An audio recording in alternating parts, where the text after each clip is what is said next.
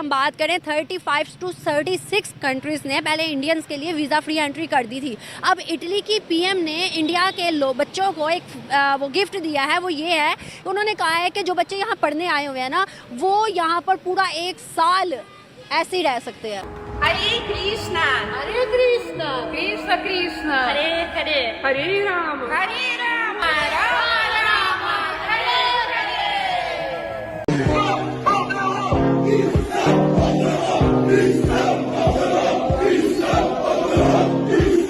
जिसका हमें डर है कि ये चीज़ें मगरिब में अब मज़ीद होंगी, मुसलमानों के ख़िलाफ़ जो नफ़रत है वो बढ़ेगी। उसके पीछे ऑब्वियसली मुसलमानों के कुछ रवैये हैं जिनको बदलने की ज़रूरत। हमारे मुल्क को पता नहीं किसकी नज़र लग गई, हमारे हमसाए चांद पर पहुंच। पाकिस्तान ने 3 जंगें लड़ी हैं और 3 जंगों में नुकसान उठाने के अलावा कुछ नहीं किया, और बस हमें अब चाहिए कि हिंदुस्तान के साथ सुलहजोई का रास्ता अख्तियार करें। इंटेलेक्चुअल्स हैं, आलिम दीन हैं, उनको कुछ होश के नाखून लेने पड़ेंगे और अपनी आवाम की जहन साजी करनी पड़ेगी। इंडिया जो है 4th कंट्री बन जाएगा जो 50 सैटेलाइट्स लॉन्च करेगा आने वाले 5 सालों के अंदर। ISRO plans to launch 50 satellites for intelligence gathering.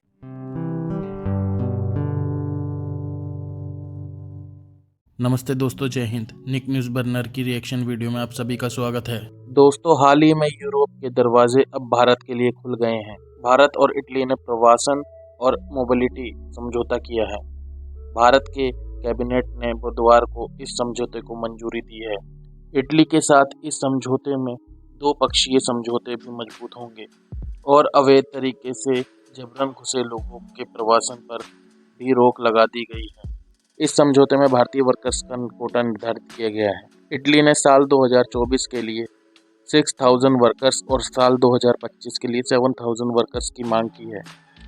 इस समझौते में भारतीय स्टूडेंट को भी कई फायदे होंगे। जो भारतीय स्टूडेंट स्टडी के बाद प्रोफेशनल ट्रेनिंग के लिए इटली में रहना चाहते हैं, इस समझौते के तहत भारतीय स्टूडेंट को 12 महीने तक वहां रहने के लिए अनुमति दी गई है। और इटली ने गैर सीजनल वर्कर्स के लिए 12000 का कोटा निर्धारित किया है और साथ ही सीजनल वर्कर्स के लिए 8000 का कोटा निर्धारित किया गया है। इसी बात पर पाकिस्तानी मीडिया रो रहा है और कह रहा है कि भारतीयों का इटली में स्वागत हो रहा है और पाकिस्तानियों को भगाया जा रहा है। तो चलते हैं आगे की वीडियो की तरफ। धन्यवाद। हम बात करें 35 to 36 कंट्रीज़ ने पहले इंडियंस के लिए वीज़ा फ्री एंट्री कर दी थी। अब इटली की पीएम ने इंडिया के बच्चों को एक वो गिफ्ट दिया है, वो ये है, उन्होंने कहा है कि जो बच्चे यहाँ पढ़ने आए हुए हैं ना, वो यहाँ पर पूरा 1 साल ऐसे ही रह सकते हैं। कोई वो नहीं करना पड़ेगा, 1 साल पूरा वैसे ही रह सकते हैं। On the other hand Pakistani बच्चों की बात करें सर, वो बाहर जाना चाहते हैं और कैसे जाते हैं आपको भी पता है। उसके अलावा उनको जब पैसे उनके दे के भी उनको वीज़ा नहीं मिलता। बड़े बड़े मुल्क तो बिल्कुल नहीं देते। सर क्या फ़र्क है हम दोनों ममालिक में? इसलिए कि हमने अपनी जो उसमें बेस है ना, मामूल उधर से हट गए हैं। और हम हमारे हर आदमी की थिंकिंग है वो ये है कि जैसे चले जाएँ वापस ही ना आएँ। और वो जो लोग हैं ना, वो अपने मुल्क से सिंसियर हैं। तो अगर जाते भी हैं तो वो कुछ ना कुछ करके अपने मुल्क के लिए करते हैं और उधर इंटरेस्ट अपने मुल्क से लेते हैं, उससे अपना लिंक जो है ना वो तोड़ते नहीं हैं। हमारे मुल्क में ऐसा नहीं है। हमारा मुल्क में अगर वो पढ़ा लिखा है या नहीं पढ़ा लिखा, इधर से बहुत से स्टूडेंट जाते हैं यूके में वगैरह में, और उधर जाके स्टूडेंट वीज़े पे जाके उधर काम करते हैं, ये उसमें उधर से वो स्कैप हो जाते हैं और उसके बाद वो पाकिस्तानी स्टूडेंट क्यों ऐसा करते हैं? हिंदुस्तानी भी तो स्टूडेंट है ना, उतनी एज उतना सब कुछ, लेकिन वो नहीं करते। जी, इसलिए कि 80s से पहले वो हमारे बहुत पीछे था इंडिया। 80s के बाद उसमें रेजोल्यूशन आई है और उसमें से उन्होंने बहुत सारी उनके मुल्क में उन्होंने बहुत बूस्ट किया है। हमारे मुल्क वो बूस्ट की बजाय हम डिक्लाइन की तरफ चले गए हैं। और इसलिए उनको पता है कि हम उधर जाके करेंगे क्या, कि पाकिस्तान में करेंगे अपॉर्चुनिटी कोई नहीं है, बिजनेस नहीं है, जॉब नहीं है, मल्टीनेशनल कंपनियों को इंटरेस्ट नहीं है, इन्वेस्टर है वो भाग गया, जो आया भाग गया, जो आने को तैयार नहीं है। तो इसलिए उनके मुल्क में अभी भी अपॉर्चुनिटी है। पाकिस्तान को किसने बर्बाद किया? मतलब हालात ऐसे किसने किए? हमारे पॉलिटिशियन। और वहाँ पे किसने संवारा मुल्क को, इंडिया को?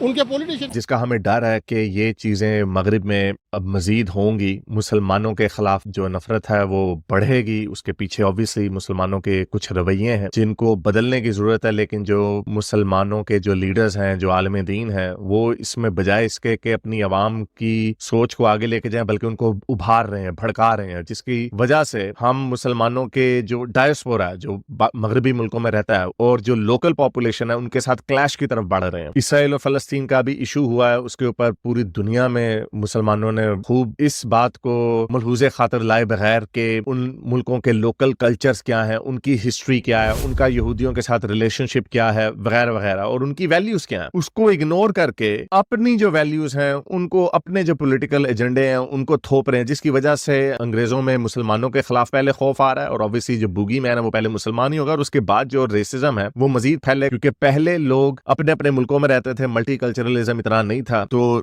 मुल्कों की जंगें होती थी, सिविलाइजेशंस की जंगें होती थी। लेकिन चूंकि अंग्रेज थोड़ा ज्यादा एडवांस हो गए बाकी दुनिया की निस्बत, उन्होंने सबके लिए दरवाजे खोल दिए। इस बात को सोचे समझे बगैर के जब दूसरे कल्चर के लोग आते हैं तो उसके बाद आपकी सोसाइटी के ऊपर क्या फर्क पड़ता है, तो इसके ऊपर बात करते हैं। तो चलते हैं आज की वीडियो की तरफ। तो अभी एक वीडियो नजर से गुजरी जिसमें एक अंग्रेज है, लगता है वो थोड़ा जरा व्हाइट सुप्रीमेसी की तरफ शायद ज्यादा हो, लेकिन जाहिर बात अब वही लोग पहले बोलेंगे, जो बीच के लोग हैं वो तो इग्नोर करते हैं इस तरह की चीजों को, लेकिन डर ये है कि जो बीच के लोग हैं वो राइट की तरफ जाएंगे, यानी अपनी कौम परस्ती की तरफ बढ़ते चले जाएंगे, क्योंकि उसके पीछे मुसलमानों का रवैया है। हमने देखा है झंडे लगा रहे हैं। अब इंग्लैंड में फलस्तीन के झंडों की क्या तुक है, क्या लॉजिक है, इंग्लैंड का उससे क्या लेना देना। ठीक है, आप कह सकते हैं कि उनकी हुकूमत की जो सर्टेन पॉलिसी है ज़ायनिज़्म या इसराइल को लेके आपको एक शिकवा है, लेकिन अब आपके ऊपर भी तो एक रिस्पॉन्सिबिलिटी है, आप भी तो इंग्लैंड के शहरी हैं, तो आप भी ये जो काम कर रहे हैं झंडे लगाना, और उसके नतीजे में जो लोकल अवाम है उनको उनकी वैल्यूज को उनको चैलेंज करना एक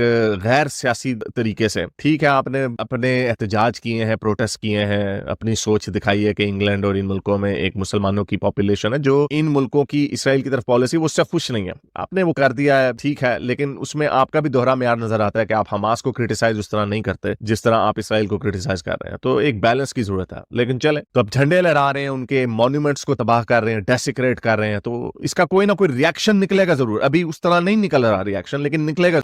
इंडिया जो है 4th कंट्री बन जाएगा जो 50 सैटेलाइट्स लॉन्च करेगा आने वाले 5 सालों के अंदर। ISRO plans to launch 50 satellites for intelligence gathering. क्या राय रखते हैं आप लोग, कितना बेनिफिशियल हो सकता है इसरो का ये इनिशिएटिव आने वाले टाइम में इंडिया के लिए?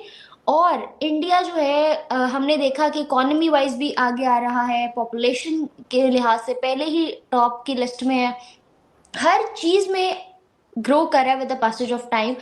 अब इसरो ने भी ठान ली है कि नासा को और इन तमाम जो है ना जो लोग काम कर रहे हैं उस पे सेटेलाइट्स पे, उनको पीछे छोड़ना है।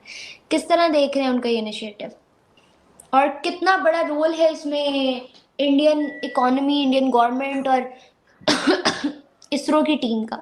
India is a growing power, इसमें तो कोई शक नहीं है ना। और जब आप पावर को आप जब एक ग्रोइंग पावर हो, इकोनॉमिक ग्रोइंग पावर हो, तो आपको अपनी ग्रोथ को मेंटेन करने के लिए और सस्टेन करने के लिए you have to make sure कि कोई ऐसी हरकतें ना हो जो आपकी इकोनॉमिक एक्टिविटी को किसी भी तरीके का जो है ब्रेक लगा। दोस्तों, अगर आपको हमारी वीडियो पसंद आई है तो प्लीज़ लाइक ज़रूर करें और साथ में शेयर करना ना भूलें। और साथ ही दोस्तों, ऐसी ही लेटेस्ट वीडियो देखने के लिए हमारे चैनल को सब्सक्राइब करें, साथ ही बेल का आइकन जरूर दबाएं ताकि सबसे पहले आपको हमारी वीडियो की नोटिफिकेशन मिल सके। धन्यवाद।